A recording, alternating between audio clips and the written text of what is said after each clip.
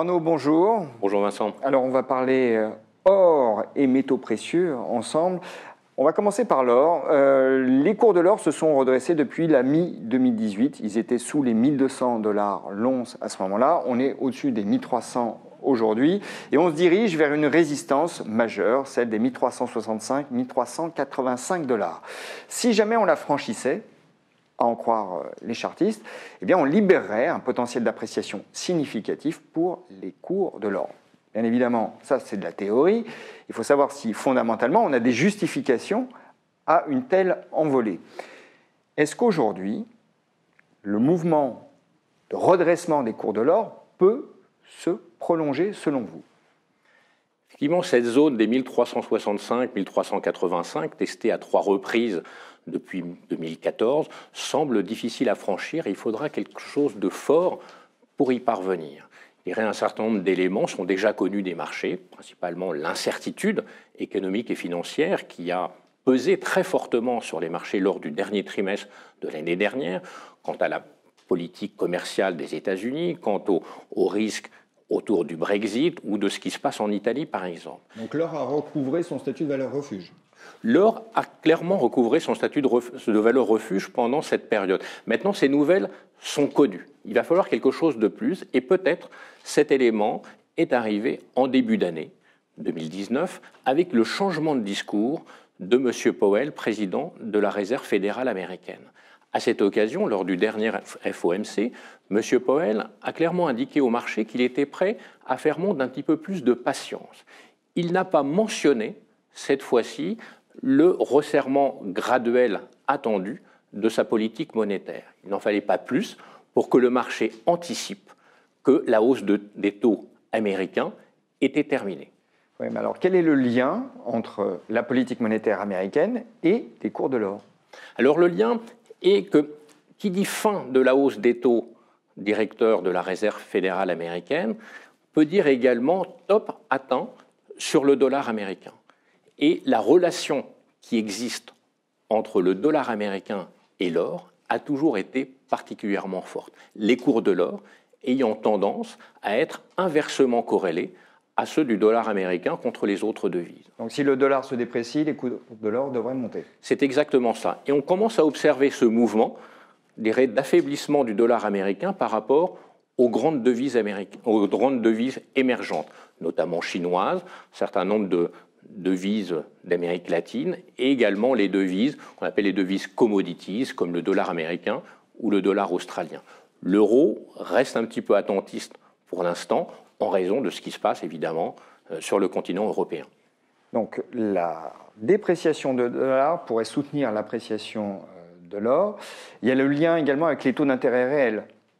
Oui, pourquoi? Parce que l'or est un actif qui ne génère pas de rendement. Autrement dit, quand les taux d'intérêt réels sont bas, et les taux d'intérêt réels américains se sont plutôt détendus, maintenant depuis 3 ou 4 mois, fait que le coût de portage de l'or est bien moindre, je dirais, pour un investisseur. Le manque à gagner par rapport à un placement monétaire est moindre. Bon, on voit qu'on a une situation potentiellement favorable à l'or. Bon, il faudra voir si elle se confirme, mais aujourd'hui, qu'est-ce que vous recommandez de faire? Vous recommandez de prendre position en achetant des ETF sur l'once d'or ou plutôt de jouer des minières? Acheter de l'or physique constitue le placement défensif par excellence, qui peut vous prémunir contre une crise financière majeure. Investir dans la thématique de l'or via les mines et accéder à un placement plus dynamique. Le levier de performance des mines d'or par rapport à l'or est généralement de l'ordre de 2 à 3 fois.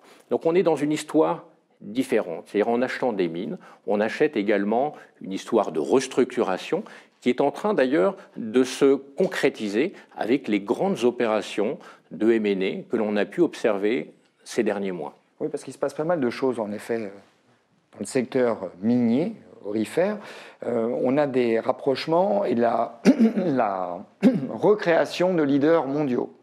Exactement. Il faut revenir à 2010 pour retrouver de telles opérations. Mais le contexte, cette fois-ci, est très différent. En 2010, c'était le top du marché. Les opérations de M&A se faisaient à des prix très élevés et pour des motivations très différentes. aujourd'hui, c'est une question de survie pour les grands opérateurs qui ont dû se restructurer dans la douleur, je dirais, dans la baisse des cours de l'or, en revendant des actifs, et qui aujourd'hui constatent une contraction de leurs réserves et une détérioration de leur profil de production. Et si ces entreprises ne font rien pour recouvrer des réserves, elles sont condamnées à disparaître. Le chiffre est assez spectaculaire parce que c'est à très brève échéance, c'est dans une dizaine d'années en fait. Elles ont une dizaine d'années de visibilité et c'est tout. Disons effectivement c'est peu, c'est vraiment peu et c'est ce qui peut expliquer finalement cette piètre performance qu'ont eu un certain nombre de sociétés minières finalement ces dernières années.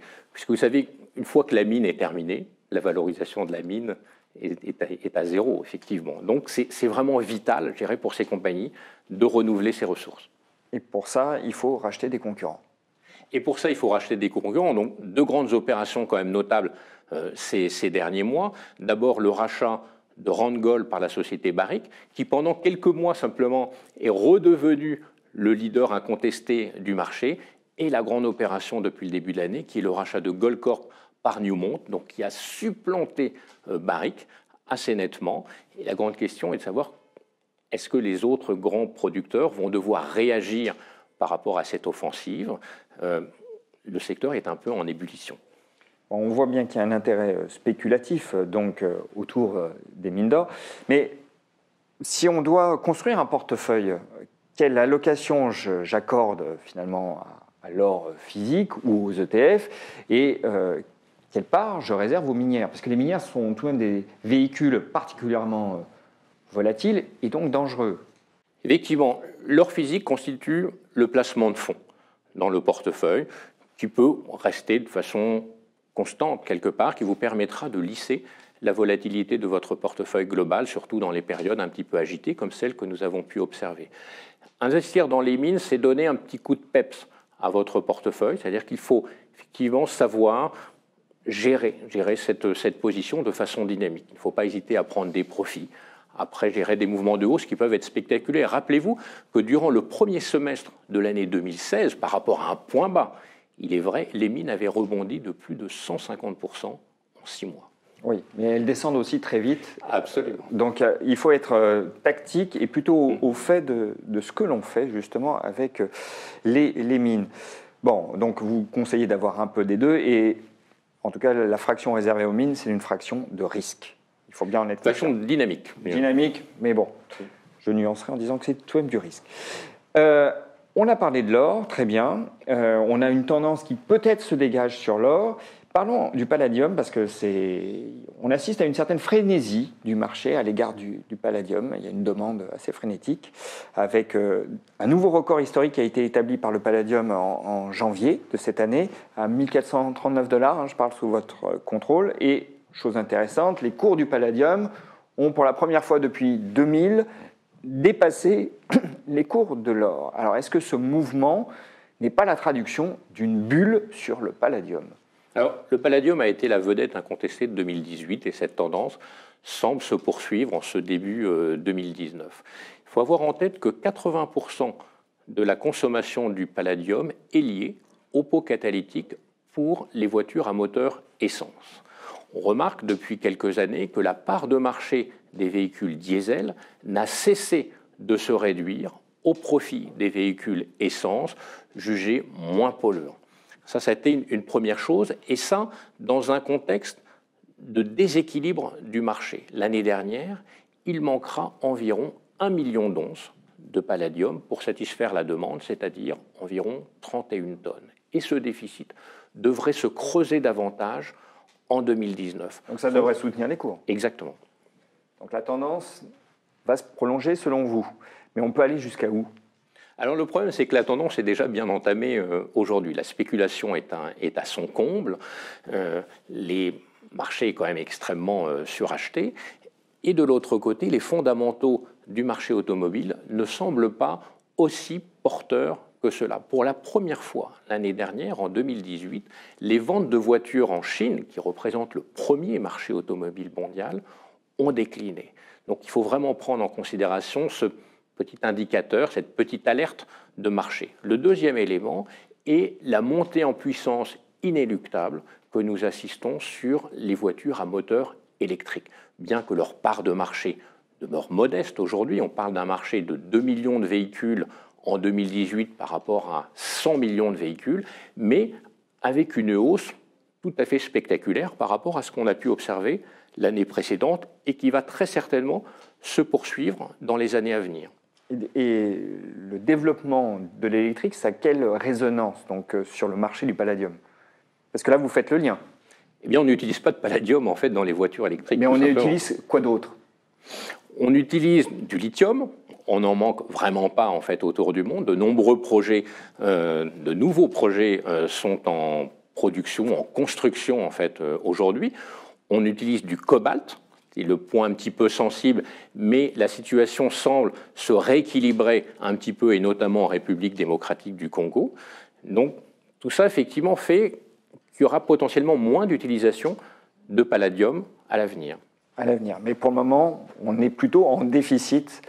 Oui. Mais le point d'attention, c'est tout de même le ralentissement du marché automobile. C'est ce que vous nous dites. Et donc, attention à ceux qui jouent le palladium, parce qu'on est tout de même plutôt en bulle, on peut le prononcer le mot. On peut prononcer le mot. Bon, Arnaud, on a fait le tour, donc merci beaucoup pour tous ces éclaircissements. Merci Vincent.